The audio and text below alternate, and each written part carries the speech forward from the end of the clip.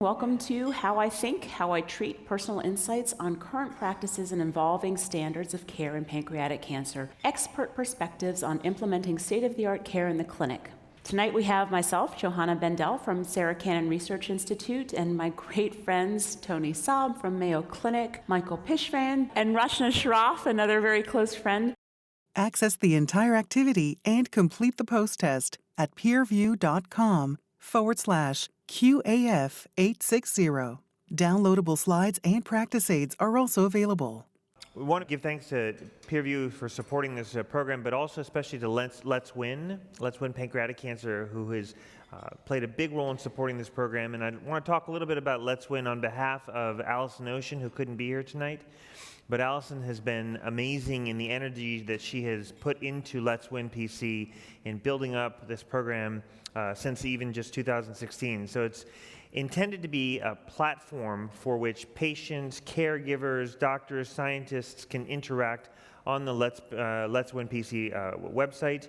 It's led by, as I mentioned, Allison Ocean. She's the head of the scientific advisory board as well as the co-founder of Let's Win PC.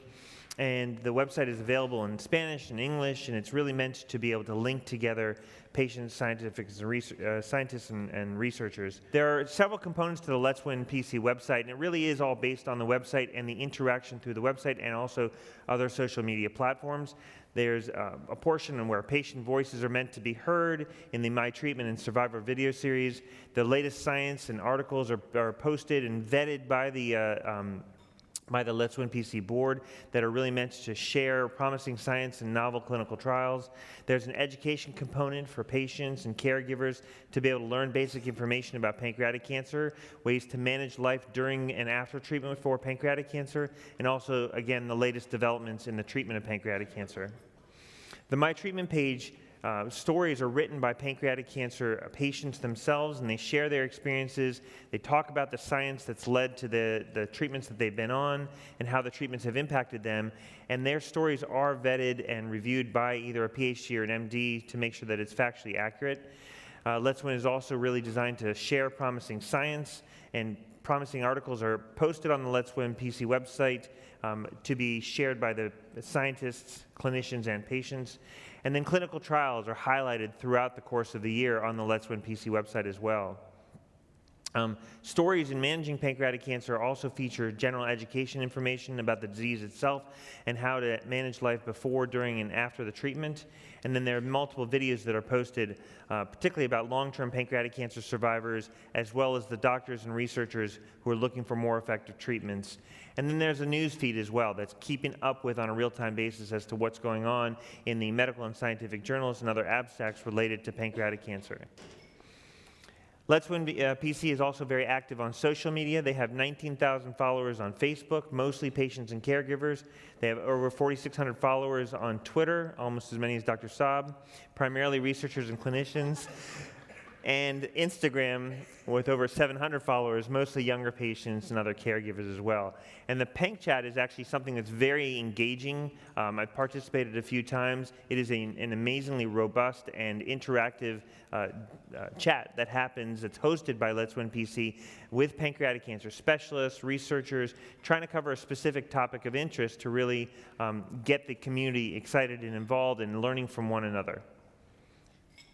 So Let's Win PC has provided a couple of videos that we'd like to watch, and so we'll cue those up now.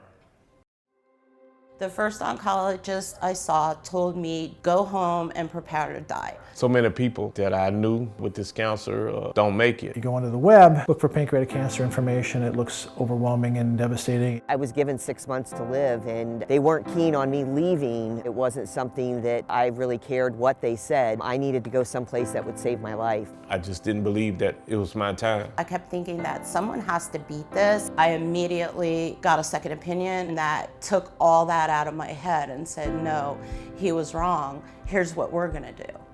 The perception of pancreatic cancer is that it's a death sentence, that people don't live very long. That's actually not the whole story. Pancreatic cancer for a long time has been considered a death sentence, but a lot has changed over the course of the last 10 to 15 years. Now there are hundreds of laboratories across the country that are focused on this disease. We're consistently trying to move the bar further in terms of treating pancreatic cancer. There will be new therapies that extend the life of pancreas cancer patients, and some of those might even be curative.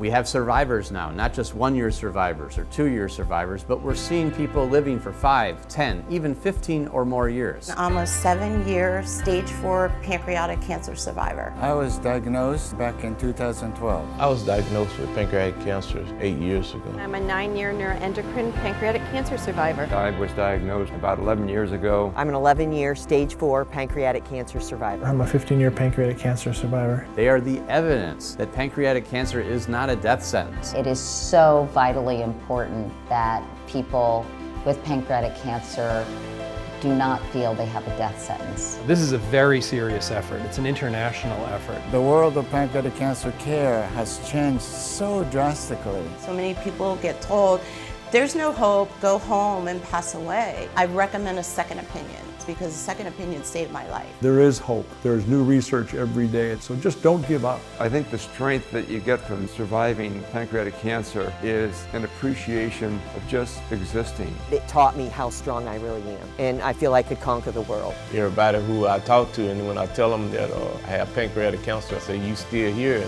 you're a miracle.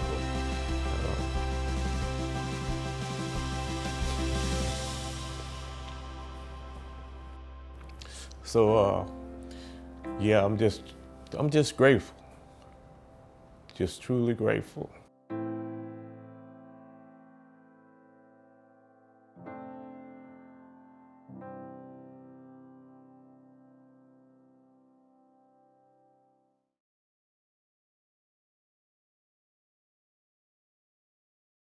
When I was diagnosed with pancreatic cancer, I was shocked to learn that standard treatments are not effective long-term, and I was scared.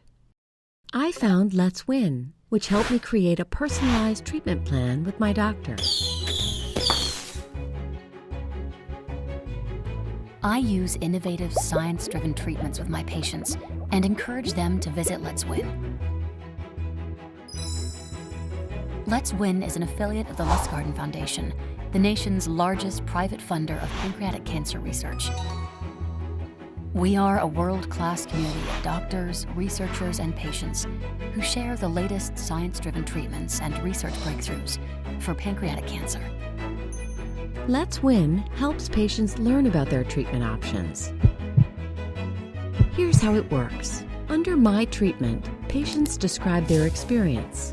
You can learn about innovative doctors and institutions who are currently helping other patients. In clinical trials, we educate you about different types of trials to help you get clear and actionable information. You can share what you learn with your doctor and see if you can participate in trial. Under Promising Science, we interview leading scientists about their new research that may be helpful to patients right now. And our Managing Pancreatic Cancer section provides helpful tips so you can maintain your quality of life during treatment. The newsfeed keeps you up to date on new developments, and our videos inspire you with stories of long-term survivors. The resource library includes hundreds of helpful organizations, and our glossary helps you with hard words. We want to hear about your treatment. Please share your story with us. You are not alone. Let's win together.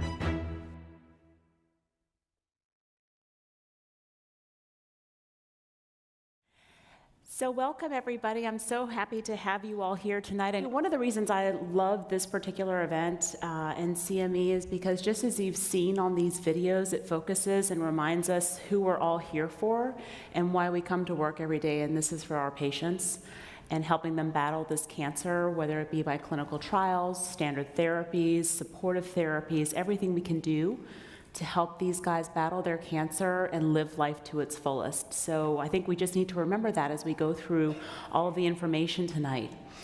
And with that being said, I have to say I'm super excited about the program tonight. We've got 3 amazing faculty here who are going to go through what is the latest and greatest in terms of the treatment of pancreatic cancer, how have things moved, what is new information that's coming out, and where are we going from here, and how do we use that, again, to help our patients fight this disease. And we'll even have sections after each of our faculty talk about how I think and how I treat. So where is it and what do we exactly do when we see one of these patients who comes in with pancreas cancer? Welcome to How I Think, How I Treat, personal insights on current practices and evolving standards of care in pancreatic cancer, expert perspectives on implementing state-of-the-art care in the clinic. Tonight we have myself, Johanna Bendel from Sarah Cannon Research Institute, and my great friends, Tony Saab from Mayo Clinic, Michael Pishvan, and Rashna Shroff, another very close friend. So also thank you so much to Medical Learning Institute and Let's Win, an affiliate of the Lustgarten Foundation, and PVI, Peer Review Institute, for medical education for developing this educational event. So for tonight, we've got 3 great talks, one with Dr. Bakai Saab, who's going to talk about how we pick our treatments for our patients and how we sequence chemotherapies. Who ever thought we'd be sequencing chemotherapies for patients with pancreas cancer? We'll talk with Dr. Pishvan about the exploring the new landscape for biomarkers and all this PARP data that we've seen come out. And then Dr. Shroff is going to say what's coming, what are the new modalities that we're going to use to treat patients with pancreas cancer, and what new trials are on the horizon that we're very excited about. And with that being said, I here introduce Dr. Tony Saab from Mayo Clinic in Phoenix, Arizona. All right, thank you. So I'm actually going to go through my thoughts on modern chemotherapy platforms. We're still mostly in a chemotherapy world in pancreas cancer. And so I think it's very appropriate to start with platforms. So we will go through the spectrum of pancreas cancer from the early stages, and again, very briefly touch upon what kind of things we're doing in that spectrum. So when we think about patients who present to us with earlier stages, meaning stage 1 to 3, this is about 25% of the patients we see in clinic about. And they go from the spectrum of resectable to unresectable, going through the borderline resectable. And that actually depends on a number of things, how the tumor locates versus the vessels, whether it's free, essentially, there's a plane between the tumor and the vessels, or it's abutting, just touching on the vessels, or invading the vessels. And that certainly could determine whether the tumor is unresectable from the get-go or not. This is a simplified way, of course, to think about it, but that's probably the easiest way just to remember where on the spectrum those are. There are other, of course, there are other reasons or other spectra of resectability that we include in the algorithm, and I think we'll get to that later. So these are the latest NCCN recommendations for early stage pancreas cancer. Frankly, we're moving most of our patients now to neoadjuvant therapy, which makes sense. Many patients actually do miss on the opportunity to get adjuvant therapy, and so it makes a lot of sense for us to move a lot of the treatment to earlier on, where patients are more likely to receive them, that also can clear the biology as well. Right now, if a patient is clearly resectable, stage 1 and 2, then those patients should go to resection, again, with a strong consideration for neoadjuvant chemotherapy, plus minus perhaps radiation. Adjuvantly, say chemotherapy, not sure about the role of radiation here. Borderline resectable, those patients should get, because there's a high risk of R1 resection, should get neoadjuvant chemo. A few of those may actually end up with radiation, but primarily chemo, and then they get more chemo afterwards. The locally advanced disease, the unresectable, very few of those will ever achieve resectability. So all those will get chemotherapy. Some of these patients who actually may end up in surgery are perhaps the only ones where radiation may make sense. All else, radiation does not make as much sense. What we know, at least for patients who have had resection, we have adjuvant options for those patients that are classified as category 1 based on phase 3 studies from SPECT4. We have gemcitabine plus capecitabine that was found to be superior to gemcitabine, and then modified FOLFIRINOX versus gemcitabine. So when we think about adjuvant therapy, I think prior to beginning adjuvant therapy, it's important to have a baseline CA19-9, and that essentially helps with stratification of risk. Also, would establish the closeness of follow-up. CT scans are optional. I mean, they're level 2B. I personally do not do any CT scans on that setting. CA19-9 and symptoms are probably the primary markers that we rely on. CT scans are useful if there is a study or mandated by a study. So this just summarizes some of the more modern, I should say, adjuvant therapy, adjuvant studies in pancreas cancer. So just to put in perspective these 3 different studies, the one in the middle was negative, the other 2 were positive. Gemcitabine and capecitabine versus gemcitabine had a survival endpoint that was positive. The DFS actually was not much better with gem plus cape. This patient population, actually, there was a very large percentage of patients that were R1 resected. That's pretty high, actually, but it is what it is on the study. And then a high lymph node positive patient population. And there were no restrictions on CA19-9, because we do understand that CA19-9 is an important stratifier for survival.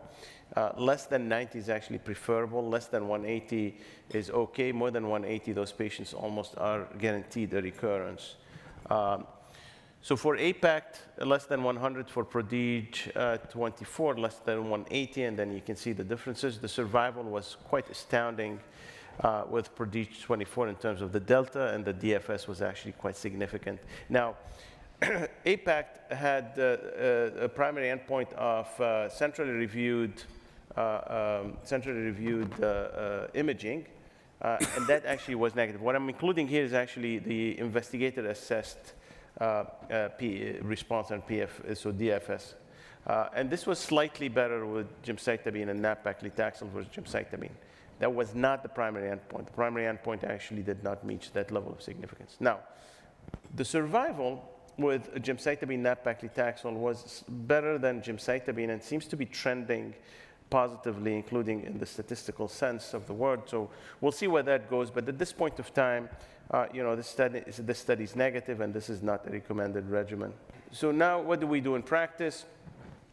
I think modified FOLFIRINOX is our standard for those patients who are considered eligible. Unfortunately, many of them are not, if not most of them, are not eligible for adjuvant modified FOLFIRINOX. Gemcitabine and capecitabine is actually another standard. But the daily capecitabine given for 3 weeks in a row is incredibly tough, and actually is brutal for some patients in the US. And so the optimal dose is not characterized well, and we toy around with different dosing. Results of APACT are disappointing, and I think radiation still doesn't have a major role in this disease. Now, why should we move, like I said, to neoadjuvant settings? And this is pretty much what we do in our practices, in most of our practices, is, this disease is a systemic disease, so there's near absolute risk of systemic failure, so chemotherapy makes sense. Selects out biology. It also enhances treatment delivery. 20% who may miss on treatment will actually get the treatment. It theoretically would increase the R0 resection rate, whatever that means ultimately, to survival, and decrease lymph node positivity. Now, one may argue that there may be a lost opportunity for surgical resection, but in 5 to 10% of patients who may not end up in surgery, actually, you can consider this as an escape from a brutal operation that would not benefit them. It does not make a difference, and so actually it makes sense to get those patients early on. Now, there are the exceptions, a tiny spot with absolutely, free margin, a mile away from the blood vessels and no apparent lymph nodes. You could still argue that this patient should go to surgery first, but this is unfortunately not the common patient.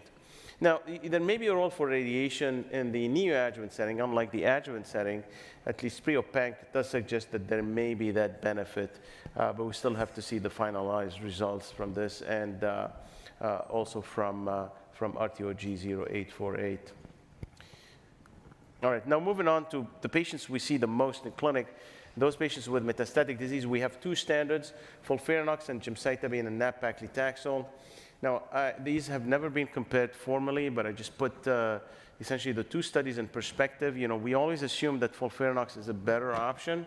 However, we don't have data to prove it, except historically, we try to compare the two studies. Now, keep in mind that FOLFIRINOX and gem-nab-paclitaxel were conducted in different studies. FOLFIRINOX was a French-only study in centers of excellence, smaller study. Gem-nab-paclitaxel, larger study, had about 30% of patients in Eastern Europe where no salvage regimen was available. Gem-nab-paclitaxel allowed what would be the equivalent of performance status 2-. And you see the survival is historically better with FOLFIRINOX.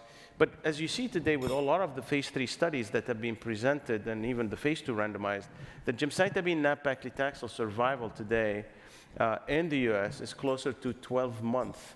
Actually, in one study, up to 13 months phase 2 randomized study. So very close to what you see with FOLFIRINOX. So it's difficult to compare those. I mean, the median PFS falls along the close lines. Now, the toxicities are different and worse with FOLFIRINOX. And a real-world analysis from 600 patients from US oncologists in practice suggests that there's not much of a difference in the real world between FOLFIRINOX and gemcitabine-nab-paclitaxel, and that's important to keep in mind. Another thing to keep in mind is that, and that's one of the things that a lot of physicians or patients even are reluctant to engage into, is dose reductions and alterations as needed, because the thought is always that if we don't maintain that dose intensity, perhaps we lose value. When they looked actually at the impact of dose reduction or delay on efficacy in the MPACT trial, there wasn't any. In fact, if anything, the top curve is the one with the dose reductions. Now, that doesn't mean that you need to reduce the dose to get a better effect.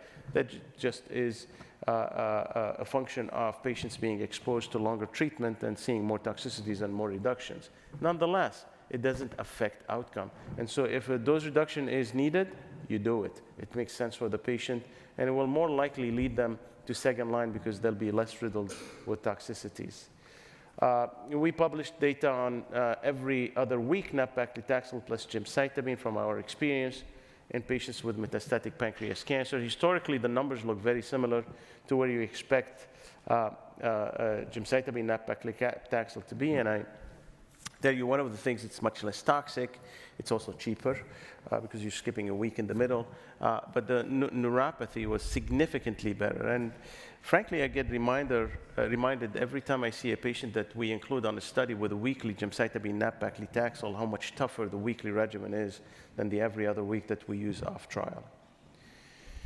So these are essentially the guidelines. We have those two options, modified FOLFIRINOX and gemcitabine nab-paclitaxel. I'll tell you how I think about it at the end. Now we move to second line.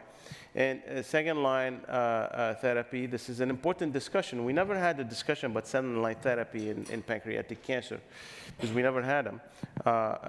And then now that we have them, we have to think a little bit more along the lines of other settings like lung cancer or colon cancer or breast cancer, where we think more sequentially, less intense sometimes rather than more intense, to be more merciful on our patients without affecting their outcomes.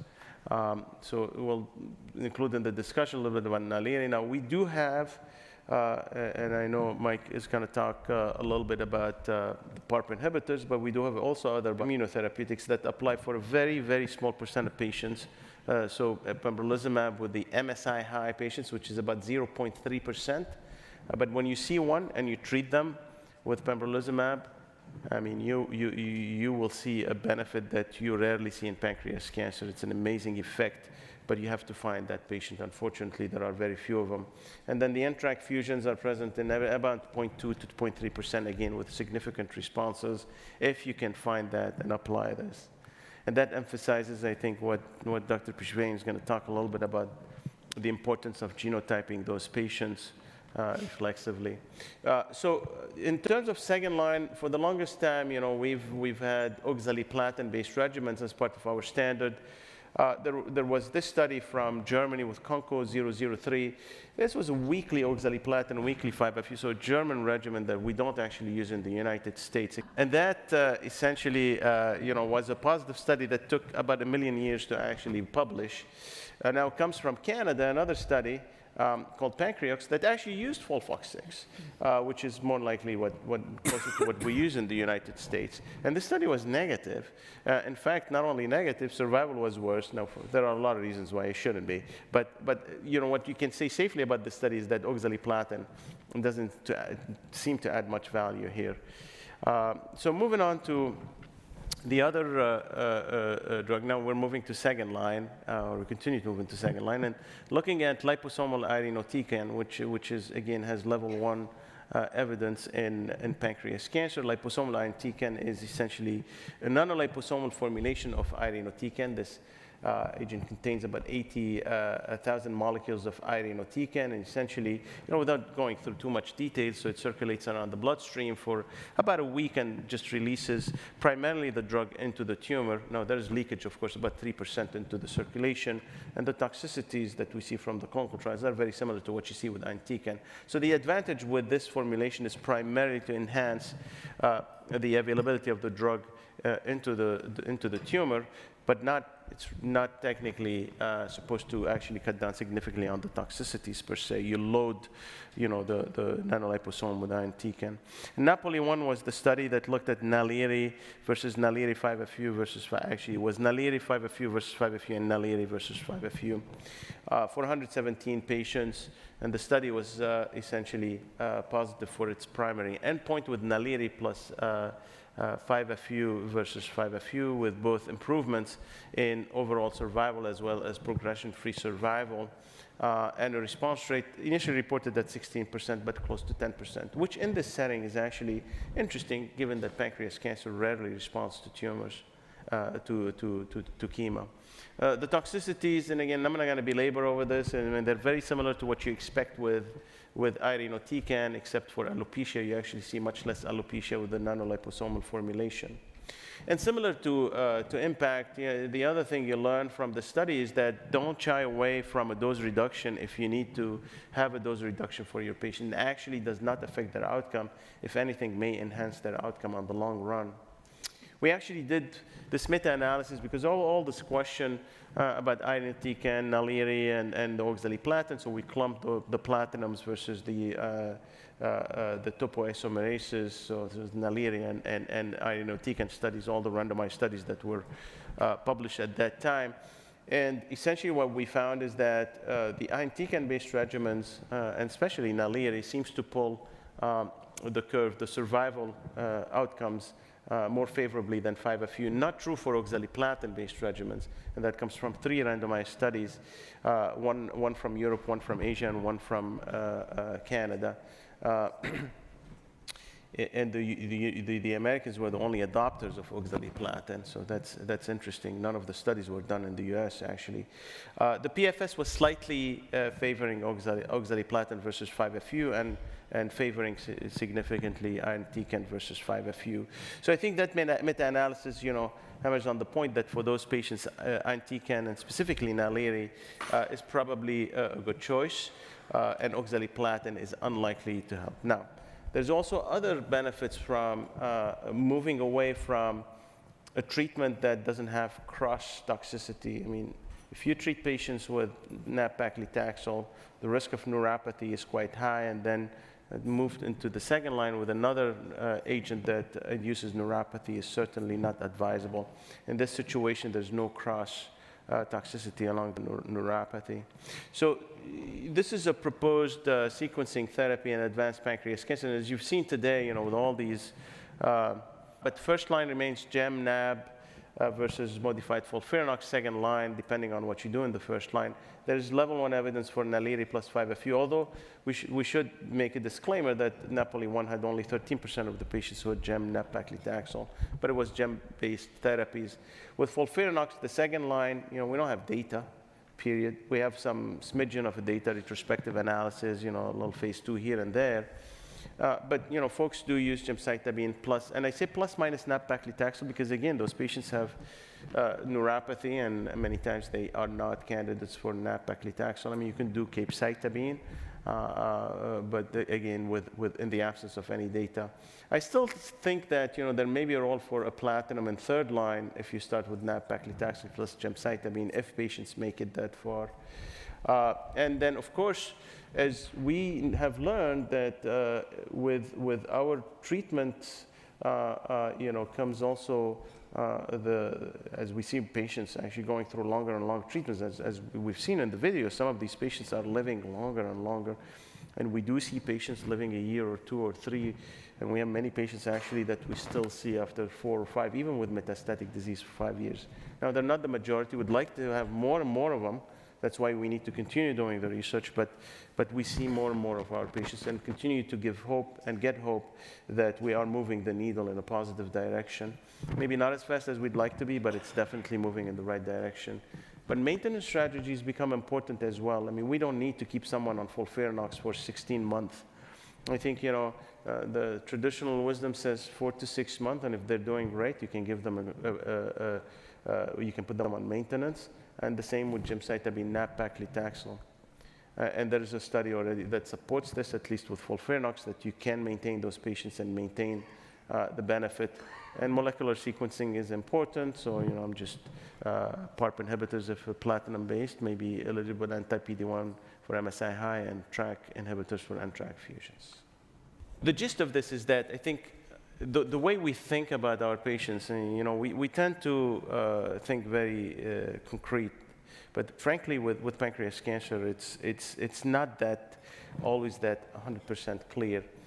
And just looking at a scan and thinking that a patient is radiologically resectable doesn't mean that this patient should go to surgery. There are a lot of other considerations. There's conditional pieces. Is the patient fit for surgery? It's the CA19-9 5,000 and the patient and the tumor looks clear. My surgeon is not going to take that patient to surgery. There's a biologic staging that goes. So you really, these are the ABCs that we rely on in our practice, and that's essentially a slide that I give credit to Mark Truti that summarized it really well. But we look at A, anatomical staging, B, biologic staging, and that, of course, looking for metastases, and for CA19-9. We do routinely PET MRIs. Now, again, some institutions do not, or they do PET CTs instead. We find PET MRIs uniquely positioned, at least in our practice. That doesn't mean everyone should do it, but it does help with our staging. And then, of course, conditional staging, that's the C. You have to meet all three, in a positive way to consider resection.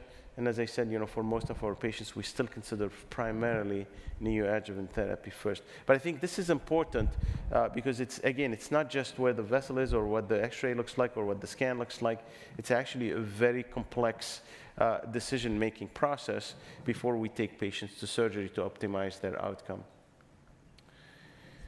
Now, this essentially, and again, when I was asked, how I think about my treatment algorithm for I'm going to go with the BRCA/PALB mutant PDAC, and I know Dr. Pishvani is going to talk a little bit more and may not agree with a lot of what I say, or may.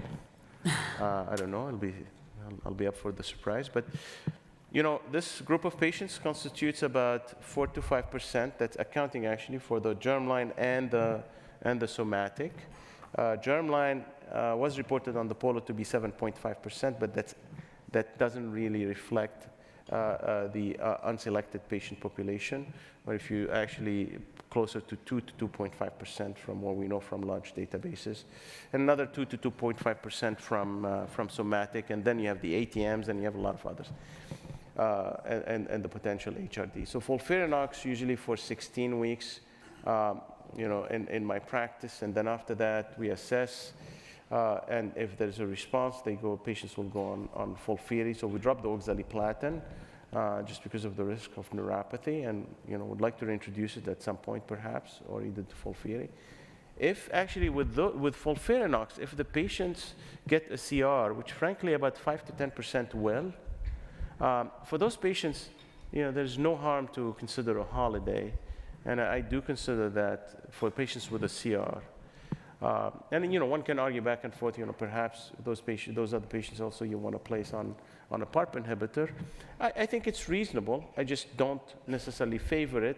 I think those patients, and I've had a lot of them who do extremely well without actually touching them with any agent. And then when they progress, they will go on clinical trial with a PARP plus IO or PARP plus chemo or chemotherapy plus PARP, wherever study we have, or they can go back on FOLFIRINOX. On the other group, if they actually end up with what I call a non-PD, so stable disease or a PR, then those are the patients that could go on a PARP inhibitor or 5-FU, or even you can, if the patient really wants a holiday, it's okay. It may actually, their progression-free survival may not be as significant, but their overall survival is, frankly, from what we learned from Polo at least, their overall survival is not affected by giving them a holiday. And again, if they progress, they go through the same path. Now, for the wild-type pancreas cancer, my preferred regimen actually in first line is gemcitabine and nab-paclitaxel. I am not convinced that FOLFIRINOX in this setting is much better, unless I'm proven otherwise, meaning I want to see a comparative study. The real world tells me that it's not.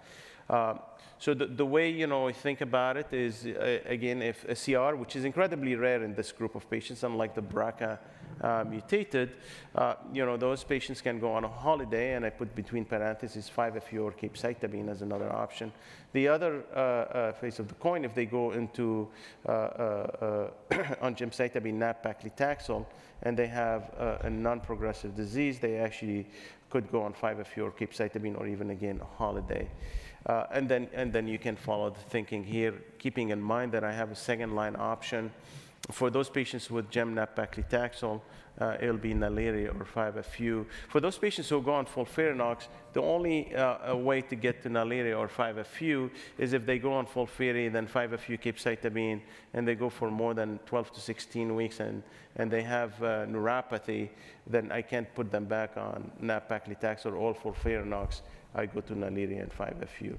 I'm just trying to summarize this in a large way. So these seem like complex, but frankly, they follow the line of thinking about how we do it, at least how I do it in clinic, which is not necessarily how everyone does, but close enough to a lot of folks.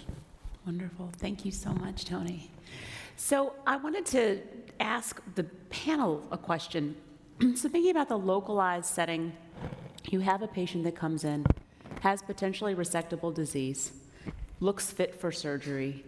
CA19-9 is 300. What do you do? Well, I mean, my disclosure here is I'm an MD Anderson trained person. So for me, I mean, just like Tony said, I do believe in preoperative therapy. I think it's not as much about margin status, which is where a lot of this kind of started. But in the upfront resectable patient, I think it's the test of biology, and it is the ability to ensure some form of systemic therapy is getting in, because our surgeons will be the first to say that surgery alone does not cure pancreas cancer. And so the ability to get as much chemotherapy in is really, especially in the adjuvant FOLFIRINOX era, where post-Whipple, it's hard to give 6 months of adjuvant FOLFIRINOX. So I would opt for neoadjuvant chemo. Yeah. I agree, and I think I would even take it so far as to say a tail of the pancreas, simple distal pancreatectomy and splenectomy, no lymph node involvement. I would still recommend neoadjuvant chemotherapy. And role of laparoscopy for staging, do you guys do that for an elevated CA19-9? Dun, dun, dun. Yeah, I've not been, I know that there's very strong opinions on this. I've not been fully convinced that it's necessary. There's no question that it can upstage some patients, but with high quality CT scans, radiologists and MRIs and whatever else, I think we're catching some of those patients anyway. Anybody taking a peek? I think the locally advanced, where my surgeon says, there is a chance. So again, unresectable falls into different spectra, right? Not to make this any more confusing, but if it falls on the spectrum of give me a really good response, and then I may think about it, that patient should get the laparoscopy. The other ones, I'm more confident that I don't need it with the rest of the workup. Yeah, I mean, I agree. I think when you're on that spectrum between borderline resectable and locally advanced, and that marker is in the thousands, those are the ones where I think we should probably take a look before we commit to surgery. But I think it's on that end of the spectrum. And you know, Tony, from the Mayo Clinic, there's a lot of discussion about how much neoadjuvant do you give, what do you give, and I'm pulling off all these scabs. This is fun. Do you treat to a normalized CA19-9? Yeah, so, you know, since we're quite a large enterprise, you know, we have some very strong opinions, and one is dominant, and I respect a lot, actually. But I think there's, like everything else, there are some spectra. But I think for most patients, we would, and Mark Truti has shown, you know, published some really good data and is, you know, publishing more and presented some really good data in surgical oncology meetings that suggest essentially that the goal should be, you know, two goals. One, you should normalize CA19-9, and you should make the tumor silent if it was positive on the PET scan before he will take the patient to surgery. He actually does refuse to take patients to surgery if they don't meet all these criteria. And, you know, we've been quite successful actually to get patients into a fantastic response with, you know, starting with FOLFIRINOX for most patients and then switching if the response is not optimal. So do this switch to gemcitabine, nab-paclitaxel, occasionally actually even trying to push for the triplet gem, nab, and cisplatin, although I'm not too convinced yet about the benefit of adding cisplatin. And that essentially the outcomes were quite significant for those patients who were able to go. Now, you can argue that, you know, this is a selection bias at the end of the day. I mean, you're choosing the patients who are most likely to benefit from surgery, and that long-term outcome is going to be better just because of that. That's fine. I think that should be the goal of surgery. So the goal of surgery should be to cure patients. Thoughts? Yeah, actually, our surgeons at MD Anderson are collecting data that the switch therapy is looking very, very promising, and I really hope that we can that it will become a reality. But the only thing I would say to caution is that it does you use all the tools in your chest if you switch therapy in the neoadjuvant setting, and so if a patient gets FOLFIRINOX, doesn't have the response as yet to be defined, what we're labeling that response being adequate as, but they switch to gem-nab-pac, they go to surgery, and then 6 months or a year later they have recurrent progressive disease, then we really don't know what to treat them with. So I think this is a great topic for a study and a protocol, but we also do use, when don't have the benefit of the protocol, we do make that decision on an ad hoc basis as well. Yeah, I mean, I think again, it comes back to clearly defining which category the patient falls into, right? I mean, if this is borderline resectable versus closer to the spectrum of locally advanced, because when you're closer to the spectrum of locally advanced, I get worried, exactly like Dr. Pishman's saying, about using all of our tools in our toolkit up front when we're kind of shooting for the moon and hoping that something will happen to get this person to the OR. But if you're more in that borderline resectable category, absolutely, trying to find the right regimen for maximum response to get them to the curative resection, I think is very reasonable. And a vote. Who likes radiation? Who likes chemo? Who still radiates? You mean adjuvantly or neoadjuvantly? Neoadjuvantly. So neoadjuvantly, for the locally advanced only if, you know, after the multidisciplinary meeting and the surgeon thinks that we're going to be able to take this patient potentially to surgery, it makes, then that patient will receive surgery, radiation. For the clearly resectable, I mean, you know, one can argue back and forth whether you should integrate it. Pre-op panc, you know, suggests that perhaps there's some benefit, although again, it's not totally clear because they didn't really randomize versus chemotherapy except after. For the borderline resectable, again, I have to rely on this multidisciplinary discussion that includes the surgeon and how comfortable they are to take the patient to surgery without that extra radiation. So I say I'm a little bit less pushy back for radiation in the neoadjuvant setting. I would never give it in the adjuvant setting for any reason whatsoever. So I actually am torn between two institutions because where I was previously, we did SBRT neoadjuvantly for every patient with any stage of localized disease. And now at Anderson, they really don't like SBRT, although they do a lot of standard. I think that one of the reasons that I liked SBRT as a medical oncologist is because it could be given quickly. And I was always feeling the pressure of getting these patients who we hope we're going to be able to have a curative surgery to get them to their operation as quickly as possible without this big long window of time for neoadjuvant radiation therapy. So I think whether it's neoadjuvant, standard radiation, 15 fractions, 30 grade, or even SBRT, however it's done, I think it should be done as quickly as possible. And to Tony's point, it needs to be a multidisciplinary discussion that's ongoing. These patients can't meet the surgeon for the first time or the radiation oncologist for the first time as they're finishing up their last dose of radiation. So let me argue against SBRT. Let me argue against Go for SBRT. it. So, and I'll do there'll be two arguments. One is scientific and one is more the words of my surgeon, of the surgeon I work the most with, Mark Truth. He said, if I want radiation, I don't care about radiating the area that I am going to take out, and I'm going to take out effectively, and that's not what matters to me. What matters to me is that field around it, and my concern that you may leave any cancer cells behind. I want that to be radiated, so a larger field and a longer time.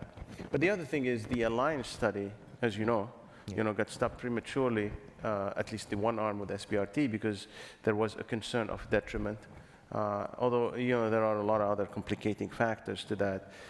So I actually, I used to be of that mind frame, but now, I actually do not favor SBRT at all. And in fact, we've rarely given it in the neoadjuvant setting for these reasons. And I will say that most of the surgeons, the trouble that surgeons will tell you after SBRT is, the fibrosis that happens, the window between radiating and surgery is a very tight window, so that you end up, most of my surgeons will say, we hate operating on a post-SBRT tumor because it's really, really tough. And the only other thing I'll say about radiation is, I think radiation is falling out of favor because the concept of back then, adjuvant radiation, and even now preoperative radiation, came in a time where cross-sectional imaging was not as clear. R1 resections were a bigger problem. The quality of surgery was a bigger problem, and chemo wasn't as good. And so I think all of those things having improved have probably made radiation more obsolete. Right. Thank you for having the patients listen to the discussion. I really think these are some really good points to think about, especially as we're thinking about patients in the curative and locally advanced setting. How do we really make sure that we maximize the treatment and we maximize the benefit of the patients who are actually going to go to the operating room? So now we're going to move on to the latest and greatest and how we might be changing our practice now with Dr. Pishvan, how I incorporate practice-changing evidence with biomarker-based strategies in pancreatic cancer. Thank you. Thank you all, and thank you to Peer Review and Let's Win for allowing me to talk here. And this is definitely a topic that I'm very passionate about, and I've got a lot of slides, and I'll try and go through them somewhat quickly. And I'll start by saying that to really emphasize that we have made progress in the treatment of pancreatic cancer. There is so much cynicism and nihilism outside of the oncology community towards pancreatic cancer that we saw in the video from Let's Win, where we still to this day have patients that come to us after having been told to go home and get your affairs in order, which is a comment that drives me absolutely crazy. So this is an example that Dr. Saab showed a second ago with FOLFIRINOX, where it actually did nearly double survival and increased the response rate threefold for patients with metastatic pancreatic cancer. The problem is that when the patients were treated with FOLFIRINOX, 30% of them responded, still 10 patients were getting treated for only 3 to have their tumor shrink down. And we really don't know how to define who those 3 are that should be targeted, at least with this particular regimen. And so what I've really been focused on is trying to see how we can implement precision medicine for patients with pancreatic cancer. And there's some definitions that need to be set when we have this discussion. First of all, the idea of precision medicine is that there is molecular testing for a therapeutic purpose, where in any individual patient, in theory, there are potentially predictive markers of response to therapy that we call also sort of actionable biomarkers. Now, actionable biomarkers is a bit of a buzz term, and it has some negative connotation, or people aren't really always comfortable with that term. So I've stuck to this definition for the last several years, where actionability is really where there's literature to support significant activity in a patient with that predicted biomarker, that molecular abnormality, but across any cancer type. And I emphasize any cancer type because we can't have a discussion about predicted biomarkers in targeted therapy in pancreatic cancer, because up until a couple of weeks ago, there was no targeted therapy approved for pancreatic cancer. And what we're seeing is that when these actionable biomarkers predict for a response, they really do lead to a disproportionate benefit to that particular therapy. And GI cancers and pancreatic cancer in particular do harbor these so-called actionable biomarkers. Another misconception out there, even within our oncology community, where there is, again, a perspective that, maybe only 1 or 2% of pancreatic cancers actually have an actionable biomarker. Well, the reality is, and we'll go through the details, that 25% of pancreatic cancer patients do actually harbor these so-called actionable biomarkers. I've had the privilege of being involved in a program called the Know Your Tumor program, which is a collaboration between the Pancreatic Cancer Action Network, Prothera, where we have been facilitating testing, molecular testing of pancreatic cancer patients across the country for going on 7 years. We've tested over 1,500 patients. And what we found is, yes, again, that about 25% of pancreatic cancer patients do harbor actionable biomarkers. And this is from our data, but I can tell you that what we've found has certainly been replicated by others. There's more than 5,000 individual pancreatic cancer patients who've been profiled and represented across 8 or 9 different important publications over the last 5 years, and all of them show fairly consistently the same thing. And this is a breakdown of what we saw in the Know Your Tumor program, where there are, as you see on the left-hand side, a percentage of patients with pancreatic cancer whose tumors harbor these actionable biomarkers. I've also listed the therapies that are linked to those different biomarkers. And then an emphasis on whether there's data either in pancreatic cancer or in other cancers other than pancreatic cancer. But each of these biomarkers, as I said, is linked to some degree of data. And what we're looking for is the data maybe in pancreatic cancer, more often not in pancreatic cancer, and we'll talk about several other cancer types as an example, where there's an unbelievable response or unbelievable benefit or disproportionate benefit for patients with that biomarker. So one of the best examples and one of the really sort of practice-changing examples is in MSI-high tumors, where Young Lee and Luis Diaz and the Hopkins group showed us that pembrolizumab for MSI-high tumors really can lead to disproportionate benefit for these patients.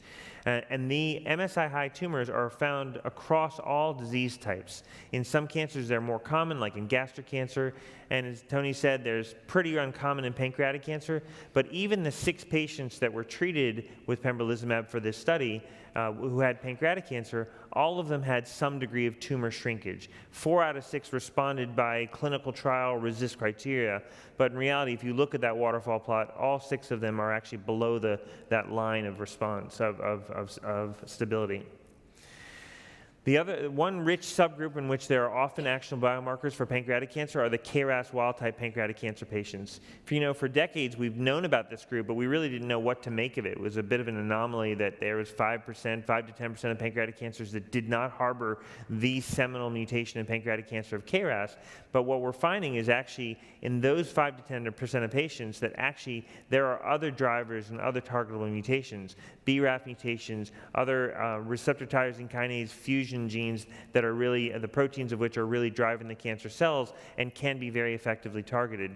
Dr. Singhi from the University of Pittsburgh took the 3,000 patients and looked across and see what was identified in terms of actionability.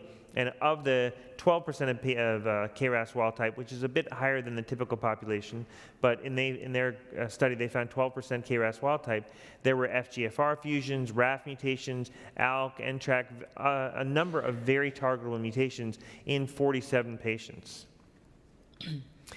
And some of these can, again, be very effectively targeted. This is another drug here, another drug class and target that have led to a disease-agnostic approval.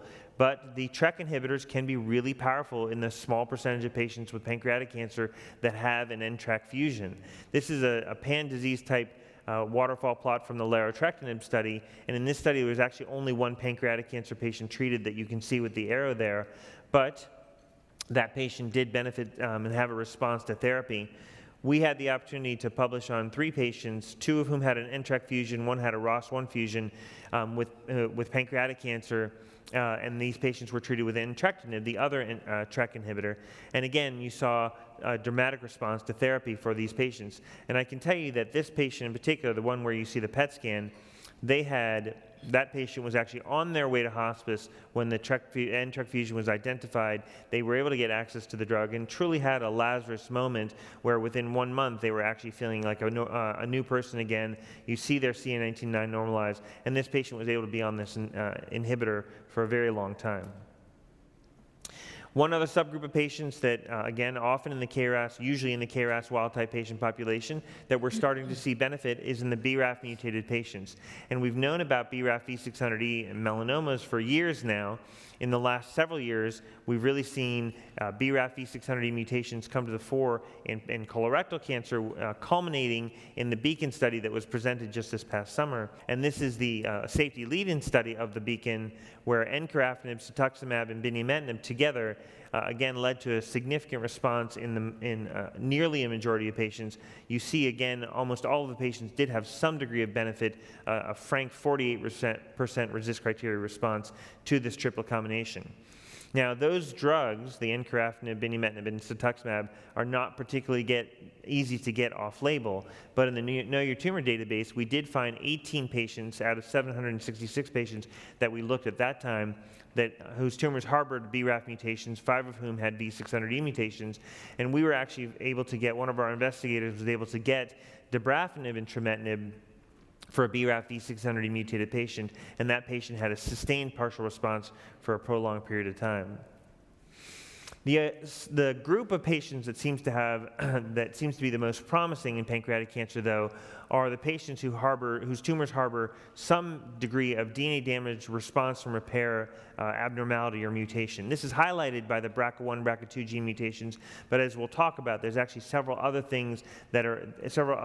proteins in that pathway that could be of relevance. And so I'm going to walk through this just very briefly to understand what we're really talking about. So, in the normal cellular process, or certainly in the context of chemotherapy, there are drugs and radiation that can lead to either single-stranded DNA damage or double-stranded breaks. And there's a very elaborate process that the cell undergoes to repair that damaged DNA, where the cell first has to sense the DNA is damaged, then it has to pause the cell cycle to allow time for DNA to be repaired. Then the homologous recombination pathway is the most efficient at repairing the double-stranded breaks. There are also alternative pathways for repairing double-stranded breaks if the HR pathway is dysfunctional. And these HR-DDR mutations actually do exist fairly commonly in pancreatic cancer. If you look at the full spectrum of how we define DDR mutations, about 17 to 25%, depending upon the study, of pancreatic cancers actually harbor mutations in this. Most commonly, the most common is an ATM. Then BRCA1 and BRCA2 come down next, and then there's a whole bunch of 1% subgroups that you can see. In our Know Your Tumor data set, we had 17% of pancreatic cancer patients that harbored mutation, and similarly in a KRAS review of 833 patients, again, 16.9% of patients harbored an HR-DDR mutation. One thing we did identify that's really important and has nothing to do with specific targeted therapy is that these patients have to be treated with platinum-based therapy. It's been known for years that the HR-DDR mutated and especially BRCA mutated tumors seem to do better long-term, but it was always difficult to tease out whether that was a prognostic benefit because there was just better biology, or whether that was actually strictly predictive of platinum-based therapy. So we had the opportunity in our data set to tease those two out. And we asked, if you look at patients who never got a platinum at any point during their pancreatic cancer lifetime, and then looked at the DDR mutated versus DDR wild type patients, and then compared those to the platinum treated groups, we found 2 important things. One is there was really no apparent prognostic benefit to having an underlying DDR mutation. And if you see here, these are the 2 curves. These are the platinum never treated or platinum naive patients. And if they had a DDR mutation, their median survival was 0.76 years versus 1.13 years for the DDR proficient patients. But if they received a platinum, there was actually an improvement of about a year in overall survival. And in fact, when you compare across these 2 graphs, DDR mutated patients who received a platinum lived 2.37 years versus only 0.7 years for those who were DDR mutated but never got a platinum. So more than a year benefit. So these patients really should be identified and treated with a platinum. But the other big class of drugs that we're very excited about is the targeted therapy, or the PARP inhibitors.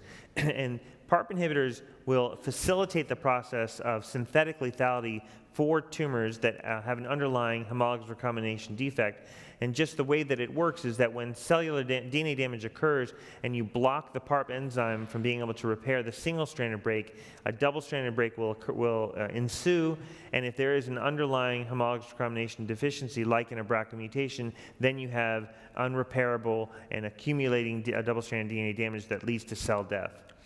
And we know that PARP inhibitors work. This is an ovarian cancer slide. I know this is a pancreatic cancer talk, but I told you I'm borrowing from other cancers, but it gives you a sense of how dramatically these patients can benefit. These are 3 different trials from maintenance PARP inhibitors for patients with ovarian cancer that had a defined BRCA1 or 2 mutation, and you can see a very dramatic separation of the curves for patients who received PARP inhibitor-based therapy. And we see signals of benefit for PARP inhibitors in pancreatic cancer. One of the earlier studies was from Memorial Sloan Kettering, where 4 patients with BRCA mutations were treated, and 3 of them had a partial response to just single-agent therapy.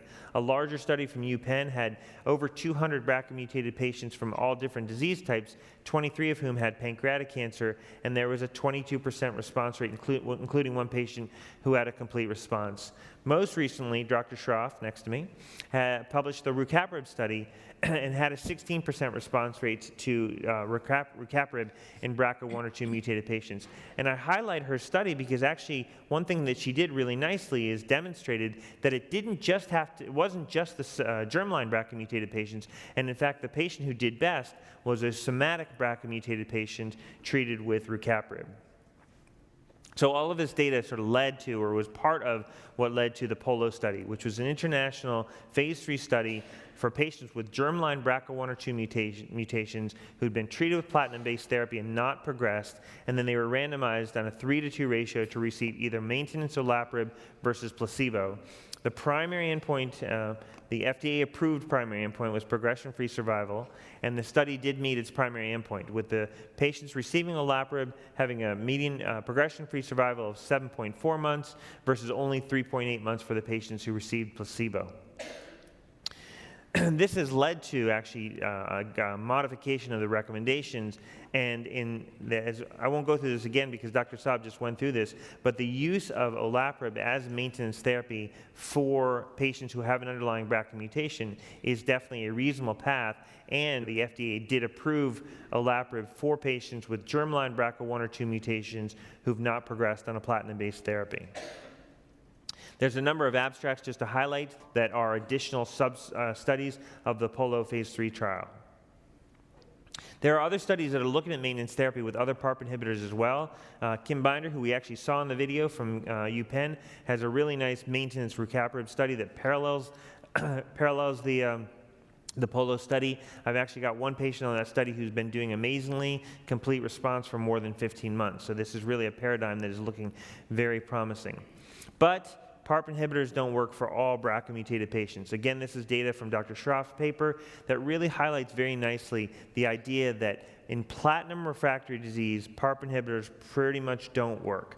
So when she looked at the patients who were treated, separated them out into those who were platinum treated and then platinum refractory, with platinum refractory being defined as their tumors grew while they were actively receiving the platinum therapy, then looked at the survival times, the response on study times for those patients, you can pretty much summarize that patients who had had progression while on platinum-based therapy, the PARP inhibitors, the rucaparib did not help them. There were several patients who had been treated with the platinum, went off it, then were put on the PARP inhibitor, and they actually sometimes had prolonged benefit from therapy. So again, platinum refractory really is a signal to a lack of benefit to a PARP inhibitor. And then the other thing that's exciting about the DDR pathway is it's a 50 to 80 protein pathway, and mutations do occur all along the nodes of that pathway. And there may be different ways to exploit this pathway for the benefit of treating patients with pancreatic cancer. There certainly are the PARP inhibitors, but there's the ability to use ATM inhibitors and ATR inhibitors. There are CHEK1 and WEE1 inhibitors to slow this, to not allow this cell to slow down, and there are even DNA PK inhibitors to block the other pathways as well. And we are seeing evidence accumulate for patients being treated with a PARP inhibitor but who do not have a BRCA mutation. So patients with ATM mutations, patients with other kinds of mutations that may actually benefit to PARP inhibitor-based therapy. Some of the strongest data in this comes from prostate cancer, where there was an 88% response rate, 14 out of 16 patients who responded to olaparib, but most of whom were non-BRCA1 or 2 mutated patients. Then to flip that coin around, there are also other DDR inhibitors that can be used for BRCA mutated and for other DDR mutated patients as well. There's an example of a patient with BRCA mutated ovarian cancer, treated with a PARP inhibitor, had progressive disease, and was subsequently treated with an ATR inhibitor and had a response. So the idea that we really are just scratching the surface of the DNA damage and repair process to try and identify which patients are going to respond to different inhibitors and when to use PARP inhibitors or other newer kind of inhibitors, I think is a very exciting field that's coming down the pipeline in the coming years. Now, as pancreatic cancer doctors, we don't get the luxury of seeing patients have 10 years of control of their disease with an immune checkpoint inhibitor, but we really, really want to.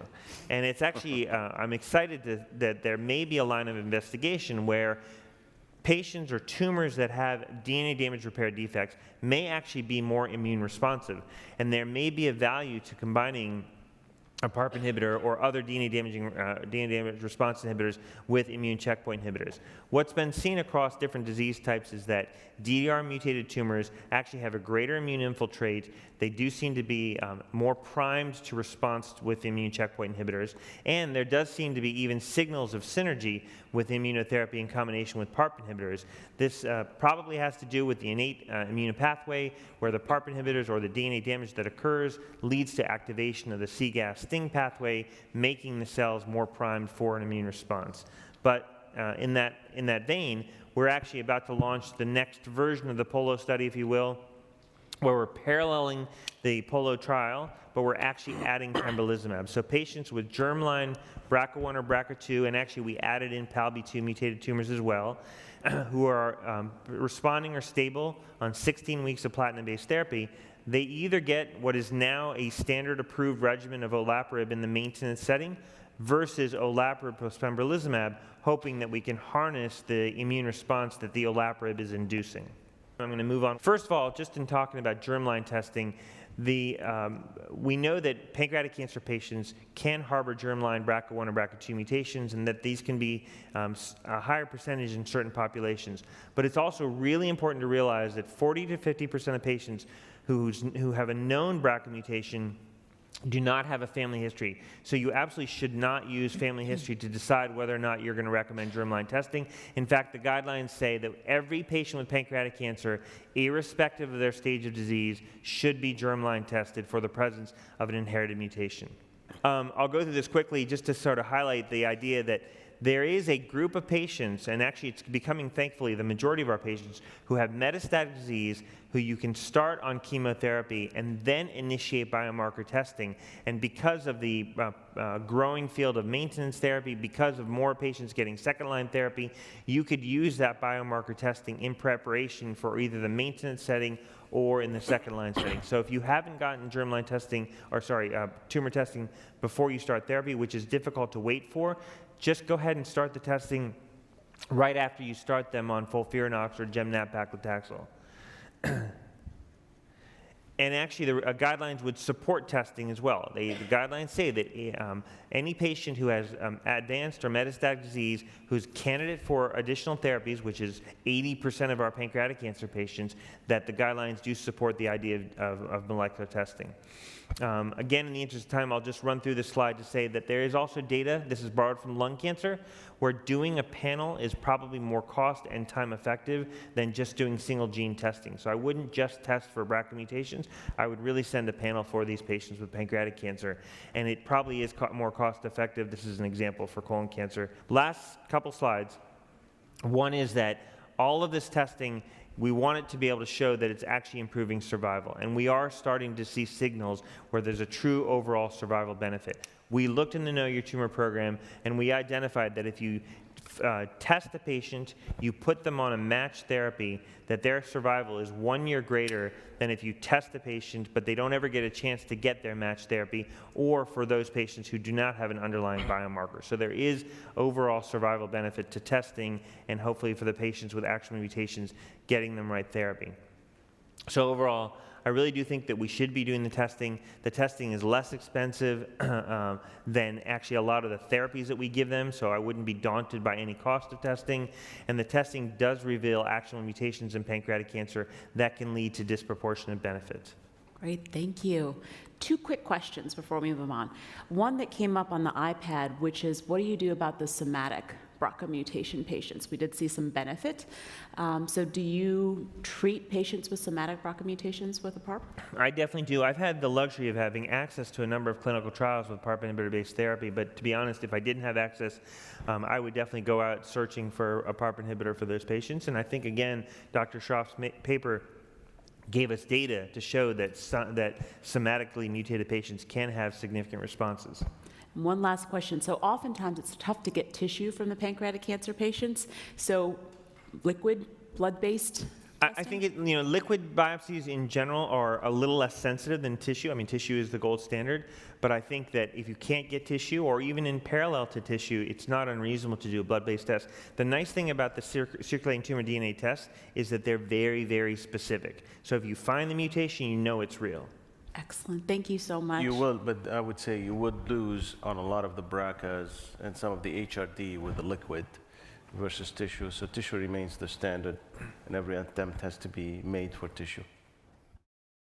Dr. Schroff, now, how I prepare for new therapeutic strategies. Where are we going for our patients with pancreatic cancer, both for the locally advanced setting as well as metastatic disease? Thank you very much, and thank you all for having me to speak today. This is kind of I find like this is the catch-all bucket for everything else that hasn't been discussed, so I'm going to try to get through this. So we will start with locally advanced disease, and we've already heard a little bit about how this is kind of still a debated area in terms of the roles of things like radiation and such. But currently, if you look at the NCCN guidelines for the treatment of locally advanced pancreas cancer, we still stratify patients by performance status, and the good performance status patients should be offered our standard combination chemotherapy backbone chemotherapy cocktails that Dr. Saab already mentioned. So FOLFIRINOX or gemcitabine and nab-paclitaxel, and then of course consideration of other platinum combinations in the patients with BRCA1 and 2 or PALB2. Single agent gemcitabine, single agent capecitabine 5-FU for the patients who cannot tolerate it.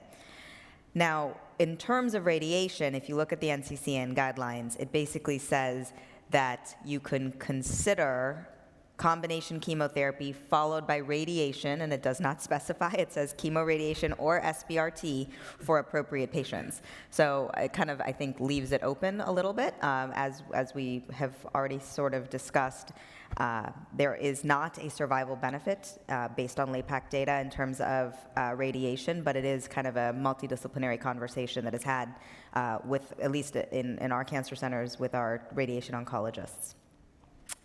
So in terms of understanding where we're going with locally advanced disease, there's a lot going on in this field, and some of it is and most of it is really driven by kind of local therapy approaches. So, for instance, intra-arterial gemcitabine, which is delivered through an intra-arterial catheter that basically isolates the arterial anatomy and microperfuses gemcitabine to the target, has been an area that has been looked at with some interest. Initial studies looked at 20 patients with stage 3 pancreatic cancer, specifically with gemcitabine. And There was a little bit of a signal. There was some stable disease seen in these patients who were pretty refractory, as well as a biochemical response in terms of CA19-9 reduction. The survival was really primarily seen in patients who also received chemoradiation. Now, granted, this is really small numbers. The total N is 20, and there are 5 patients that received chemoradiation. But based on that, the phase 3 TIGER-PaC study was launched, which is basically an open-label randomized study in patients specifically with locally advanced pancreatic cancer. 300 patients are planned, and patients get upfront induction chemotherapy, as we typically start, specifically with gemcitabine and nab-paclitaxel. They also receive radiation, and then are randomized to receiving the intra-arterial therapy, again with gemcitabine, versus continuing on IV gemcitabine and nab-paclitaxel. The primary endpoint here is overall survival.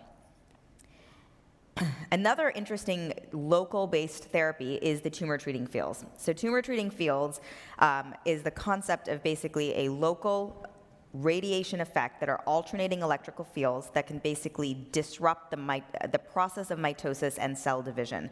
And so you can kind of see this graphically represented here, which is really where the TTF hits. It has been looked at in a number of tumors, and what you can see across the spectrum is that there's different frequencies used depending on the cancer, and that is really because the cell size is inversely related to the TTF field frequency that is utilized. It is already an FDA-approved technology in glioblastoma and in malignant pleural mesothelioma, and it is being looked at in a number of tumors, including some GI tumors such as pancreatic cancer and hepatocellular cancer. But to really, I think, understand this, we have a video here that kind of shows how TTF works. In metaphase of cell division, cells are a rounded shape as the mitotic spindle forms. Intracellular components, such as macromolecules and organelles, are naturally charged. Tumor-treating fields, or TT fields, disrupt cancer cell division by physically interacting with molecules required for mitosis. When alternating electric fields are applied to cancer cells, they disrupt microtubule polymerization. Tubulin dimers align with the electric field and are not able to form microtubules. This prevents the organized assembly of the mitotic spindle required for normal cell division. The inhibition of microtubule formation leads to metaphase arrest and cancer cell death. In addition, these deformed microtubules can lead to abnormal DNA segregation between daughter cells, which also results in cancer cell death. TT fields can also affect cells after metaphase. If a cancer cell has passed metaphase and enters the cytokinesis phase, the cell takes on an hourglass shape. This state under TT fields creates a non-uniform electric field inside the cell, creating dielectrophoresis. Net forces push the macromolecules and organelles toward the mitotic furrow, and this disruption leads to structural disorganization and cancer cell death.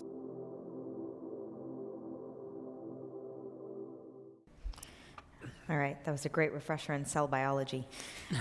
So this is the delivery system, and this is how TT fields kind of looks. You can see the whole backpack model here. So it's a non-invasive device. It's portable. It comes with like a little backpack that basically delivers localized treatment. So in the setting of pancreas cancer, for instance, the applicators are applied basically as close as possible to where the tumor is radiographically located.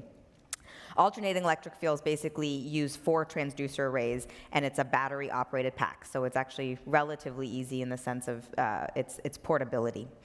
And so there was preclinical data that basically demonstrated that combining TT fields with gemcitabine really resulted in the most reduction in tumor volume, and you can kind of see that here. So based on that, the initial PANOVA study was designed. This was a phase 2 study. It involved, it was a non-randomized open label study, but it involved patients, 40 patients with pancreas cancer who had received who were randomized to receive gemcitabine alone with tumor treating fields versus gemcitabine and nab-paclitaxel in tumor treating fields, primarily looking at safety as the first endpoint, and then of course some efficacy endpoints and the secondary endpoints. So what was seen was that at least in the tumor treating fields with the combination chemotherapy, this is the intention to treat PFS right here with a 12.7-month median PFS, and the OS was not reached. And then when they separated out the locally advanced and the metastatic, the curves really looked the most striking in the locally advanced patients. The study also demonstrated the safety and tolerability and the feasibility of this type of device for patients with pancreatic cancer. And so based on that, they have launched the PANOVA-3 study. The PANOVA-3 study is a pivotal randomized phase 3 study for locally advanced patients only. It does allow patients up to performance status 2, which is kind of something rare that we see in these trials. And there are 556 patients planned, randomized to receiving gemcitabine and nab-paclitaxel alone versus TTF with the gemcitabine and nab-paclitaxel. Primary endpoint is overall survival. Dr. Picozzi also did some interesting work looking at novel targeted therapies in specifically locally advanced patients. This was the phase 1/2 study looking at pamrevlimab. It inhibits connective tissue growth factor, and it was a locally advanced only patient population again. And patients received again gemcitabine and nab-paclitaxel versus gemcitabine and nab plus the pamrevlimab.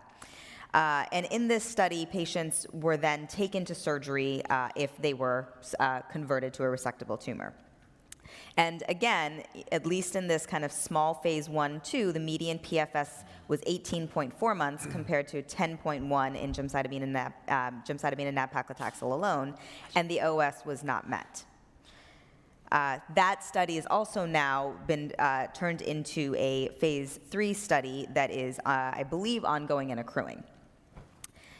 There are also, as you can see, a number of other trials, specifically in locally advanced pancreas cancer. I think it's really nice, I will say. I was just telling somebody earlier today that historically locally advanced and metastatic patients were lumped together.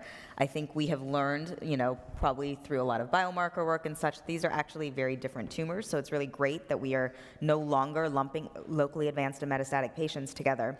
So this is just a smattering of some of the ongoing studies looking at specifically checkpoint inhibitors in locally advanced pancreas cancer in a number of different novel combinations. So moving into metastatic disease, we already heard that currently the gold standards still remain FOLFIRINOX and gemcitabine and nab-paclitaxel, and unfortunately tomorrow will further prove that. But that doesn't mean that, people who treat pancreas cancer, we are never-endingly optimistic. And so that does not mean that we are not trying. And so there continues to be a lot of interest and momentum in trying to figure out what the driving pathways are to target. And as you can see, just like in every cancer, it is a very complex interplay of signaling pathways and redundant pathways and such, which is why it has been so difficult to try to target things, especially in kind of single agent approaches. And as you can see, there are, there's the PARP inhibitors that have already been studied. There's a number of things that have been looked at, of course, in the epigenetics pathway, the MEK-ERK pathway, and then in the kind of monoclonal antibody space. But I think what we've also learned is that the tumor microenvironment, just like in every tumor, plays a very important role in pancreas cancer in terms of its resistance and or accessibility for chemotherapy delivery and in terms of making the tumor hot versus cold. And so there's been a lot of energy and minds focusing on a lot of these areas within the TME and trying to figure out how to turn the tumor hot or how to basically enhance chemotherapy delivery. So some of that has been through stromal disruption with PEG-PH20. We have a lot of interest going on in the CSF1R antagonists. And then, of course, immune checkpoint blockade has been extensively studied. But all of these currently, there are trials in literally all of these spaces ongoing. So moving into PEG-PH20, there was a lot of excitement about this when this first came out. PEG-PH20 targets hyaluronan, which is an important component of the tumor microenvironment. And this kind of pictorially basically describes that when you remove HA, and these are in tumor in animal models, basically you see a decrease in intratumoral pressure, which basically decompresses the vasculature, improves perfusion, and then in theory, you're increasing access for chemotherapeutic agents or other therapeutic agents. And then additionally, they noticed that there was kind of improved immune cell infiltration. So that kind of led to the first clinical study, specifically with PEG-PH20, which is a recombinant hyaluronidase. That was the HALO 202 study. This had endpoints of PFS and OS, and initially was kind of looking at all comers, and then they realized that HA high was really the signal to be looking at. And so this is the HA high patient population from the 202 study. Median PFS in the PEG-PH20 was 9.2 versus 5.2 in the gem-nab-paclitaxel alone. And that was the overall cohort right there, where you can see that it really mattered to pull out the HA high tumors. So that led to the phase 3 study. This was the HALO 301 study. This was a frontline metastatic study. This required HA high in terms of biomarker for enrollment, and it had 500 patients planned. Randomization was a 2-to-1 randomization for the PEG-PH20 arm, and the primary endpoint was OS. It was double-blinded, placebo-controlled, and a very large global study. The first patient went in 2016, and the last patient was November 2018. It took a while, even though it was in 217 sites. And so the press release did come out, and I was saying earlier that 2019 was a tough year because we had a lot of negative phase 3 press releases come out, so it was great to have the POLO data. So median OS, really completely the same. I mean, you cannot get a more negative hazard ratio. Hazard ratio is 1. Median PFS was 7.1 in both arms. Confirmed ORR was 34% versus 27%. Negligible differences there. So unfortunately disappointing. And then, like I said, it's been a rough year. It is a field where we keep trying, but we are persisting. There was the ibrutinib study that read out negative. That was gemcitabine and nab-paclitaxel plus or minus ibrutinib. There was the tirextumab, which was a Notch stem cell monoclonal antibody. S1313, which was the first nail, unfortunately, in the PEG-PH20 coffin, which was FOLFIRINOX with PEG-PH20, and that was not only negative, that seemed to hurt patients, which is actually quite scary. The napabucasin study also, phase 3 was stopped in the middle of last year. And then the phase 3 Sequoia trial we got a press release in October that it did not meet its primary endpoint of overall survival. So I think the questions then, of course, remain. So what is the problem? Where are the challenges? And, unfortunately, as with everything, it's not a simple answer. Everyone acknowledges that pancreas cancer is an immune suppressive environment. There's a lack of effector T cells. There's a dense fibrostroma. And yes, there are absolutely actionable mutations, but when you look at things that, as Dr. Pishran showed, are slam dunks, if you call them, such as MSI high, there's a very low rate of that. So how can we induce anti-tumor responses through the immune system? So, I'm not going to belabor this point. Everyone knows how anti-CTLA-4 and PD-1 now works. But, those were the first steps towards releasing the brakes on the immune system. And what has been shown over time is that, unfortunately, pancreatic cancer is not lung cancer. That's what I tell my patients when they come in and ask for pembrolizumab. This is not lung cancer. This is not genitourinary cancer. This is not melanoma. And this is kind of a graphical depiction of that, where at the end of the day, we have a modest tumor mutation burden on the spectrum of cancers. And, you saw some of this data earlier. Looking at MMR deficiency, there was the Memorial data, which was 833 patients. 0.8% were MMR deficient. The Singi data, which again was a total of a little over 2,500 evaluated for MSI and about 1,000 evaluated for tumor mutation burden. And if you looked specifically for MSI high and or TMB high, 0.5% was what was detected. And then in the Know Your Tumor initiative, 3 out of 386 were MMR deficient based on IHC. So yes, needle in a haystack. If you find it, it's an obvious thing what to do, but it's rare.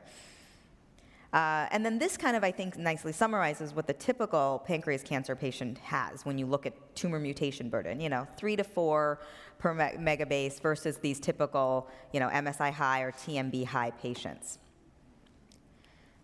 So when you look at the Keynote 28 study, which was advanced solid tumors, we just talked about this a little bit earlier. This was with pembrolizumab, specifically in MSI high patients. As was mentioned, 4 patients with pancreatic cancer and 2 objective responses. We also did, there was studies with anti-CTLA-4 single agent blockade. In the 1 out of 27 that had the tumor response, it was a slow response. That is the other thing I try to always kind of tell my patients is the problem a little bit is with pancreas cancer, you sometimes don't have the time to see the response. The phase 2 ALPS data was a durva-tremi, so anti-CTLA-4 plus PD-1 combination versus durva alone. You can see that the curves are overlapping there. Median OS was 3.1 months for the combination versus 3.6 with durva alone. So disappointingly negative when you look at checkpoint blockade on its own. So the CSF1R antibody, kebrelizumab, has been looked at in combination with nivolumab. And in this initial study, I have to be honest, I was very excited. Admittedly, small numbers, but it was exciting because it was a heavily pretreated patient population. And in 5 patients, 16% of the patients, there was a durable clinical benefit that was noted. They verified that all 5 of those patients were microsatellite stable, and the confirmed overall response rate when updated was 13%. And again, look at that duration of treatment for responders. I mean, it was just like we see in other checkpoint patients. When immunotherapy works, and it works for a while. And it was also seen, it kind of correlated with a biochemical response as well in the CA19-9. So that has led to an ongoing study, which is the phase 2 study. This is in locally advanced and metastatic patients that have progressed on 1 line of chemotherapy. 160 patients are planned, and it's basically a 4-arm study. So it's looking at CSF1R with Nivo, either with a Gem-Nab backbone, a nal-IRI 5-FU backbone, the combo alone, or basically dealer's choice in terms of chemotherapy. Primary endpoint here is PFS, and so people are eagerly looking to this study to see what comes of it. This is by no means, in my opinion, an exhaustive list of other ongoing immunotherapy trials, but this is what is a snapshot of what's going on clinicaltrials.gov in terms of immunotherapy studies. As you can see, almost all of them are combination studies at this point. Some are looking at things in combination with radiation, for instance, but the majority are drug combinations with immunotherapy backbones. So how I treat in this, this is my general approach to advanced pancreas cancer, which I would imagine is probably similar to everybody on this stage. So, initial assessment really obviously has to be a little bit about history, physical, and prioritizing symptom management. I mean, unfortunately, the majority of our patients, the first things we need to work on is making them feel better. And so pain, biliary obstruction, and jaundice, pancreatic insufficiency. I mean, pancreatic insufficiency is, in my opinion, so incredibly common and often not captured by the first couple doctors that they see. So things like that is the first thing I do. Obviously, performance status evaluation and then labs, and then determining a first-line treatment. And I didn't put in the whole algorithm since it's already been talked about, but in parallel with that, I absolutely refer them for genetic testing. And every institution is different in terms of how that's done, but at our institution, we refer them to our genetics counselors, and they obtain the consent, and they do the blood draw for germline testing. And so, I tell my patients, I say, I used to say it's relevant for your family and you may be tested, and I now say we have a drug. We need to know this, and we need to know it up front. And just like was mentioned before, I tell them just because you don't have a family history does not mean that this is not going to come back positive. So I do that in parallel, and then I order next generation sequencing in parallel. So as we mentioned, my preference is tissue, but if I need to do blood-based platform, I do. And then, of course, looking for the obvious targets like the MSI high and the NTRK fusions, and then DDR. And I do kind of tend to agree with Dr. Pishman that it's not just BRCA1 and BRCA2. There's a BRCA-ness. How exactly we define it, I think, is still an evolving process, but looking for those mutations. So then I basically, at the end of the day, I'm a doctor and a clinical researcher. So the first thing I do is I look to see for what clinical trials we have. And ideally, like I mentioned, I try to separate out the locally advanced and the metastatic pancreas. So if they're locally advanced, Do we have a trial specifically with, local therapy options, whether that's the PANOVA-3 with the tumor treating fields, the pamrevlimab, intraarterial gemcitabine, whatever study we may have, multimodality studies. While I don't necessarily know about the role of radiation, I still think it's an important research question, so those types of conversations. If they have any sort of DDR, I immediately go to platinum-based chemotherapy if I do not have an upfront trial, a frontline trial. But platinum-based chemotherapy, and then the integration of PARP at some point, depending on, just like was mentioned, response to platinum, because I do fully believe that they need to be platinum sensitive to receive any sort of PARP. And then chemotherapy, immunotherapy combinations, all dependent on, like I said, a BRCA-NIS versus TMB high versus all kinds of other things that we pull from the NGS data. And then, I always try to highlight the importance of integrating care with our supportive care, palliative care teams. And, I was just saying earlier that, I was at MD Anderson when they changed the name from palliative care to supportive care because it had this negative connotation to our patients. But I try to emphasize to our patients that, that they're part of our team and that we really need to work hand in hand with them. And an ongoing discussion of goals of care, because it's really important for them to know that what our goal is here. Unfortunately we cannot cure this, and what our goal is for quality of life, and et cetera. And then I think it's important to always, for locally advanced, just like we mentioned, every image, just make sure that we're reassessing for surgical resectability. Our drugs are getting better, so if we convert somebody to an option for the OR, we need to always keep that in the back of our mind. And then as soon as I get any sort of profiling or genetic testing data, I try to integrate that into whatever I've started them on. And with that, I will hand it over to Dr. Bendel. So thank you guys so much. I'm just going to wrap up by asking the panel a couple questions. I think we've seen some disappointing studies. We've seen a lot of negative randomized phase 3 studies. We've seen a positive randomized phase 3 study. We've seen a new agent that's there for our patients with pancreas cancer. We have seen the importance that has emerged now to make it a standard of care to do germline testing, to do NGS testing, to try to get the right patients on the right trials. So I guess my question to you is, what can we do to stop the negative randomized phase 3 studies? And would we think about different types of trial designs? What is your one, if you were to put a nickel down on what the next positive study is going to be, what would it be and why? Dr. Schroff, you want to start? Sure. So put my money down on a study. I will say that it's like, I think Mike said it, we keep hoping to find some immunotherapy that works, like we're hoping. So, I'm keeping my fingers crossed for the CD40 agonist as well as the CSF1R. But, I think the CPI 613 is going to be an interesting study for us to follow.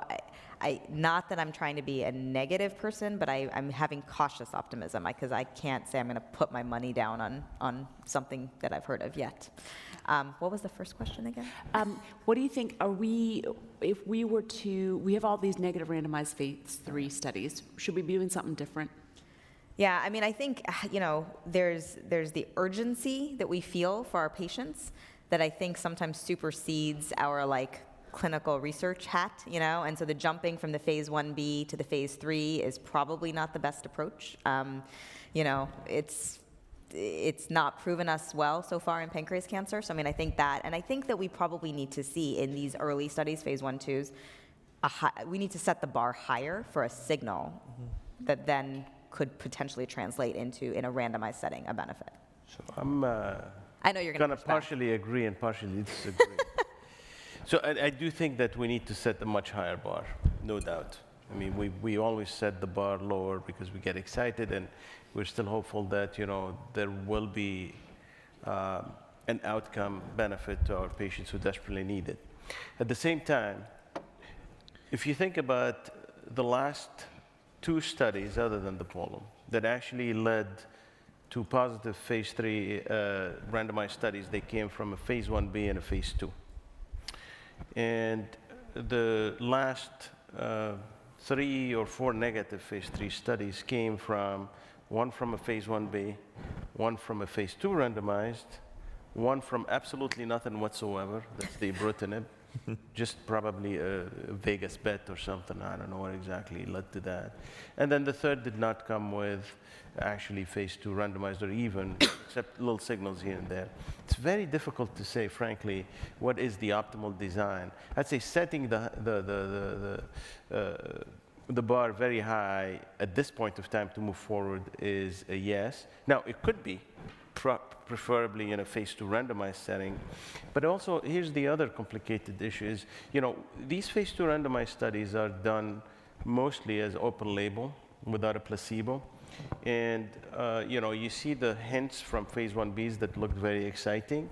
And so, as much as we think we don't have that bias in our heads, we're biased. And the primary endpoint of a PFS or a response, is a fruit of that bias. So even when you want to establish a phase 2 randomized study and set a high bar, you better make sure that you have a placebo and blind it to it, because that gives you the cleanest signal. So I think that would probably be the cleanest way to do this, if we can afford to do it. So what's your nickel? I am not a betting man, so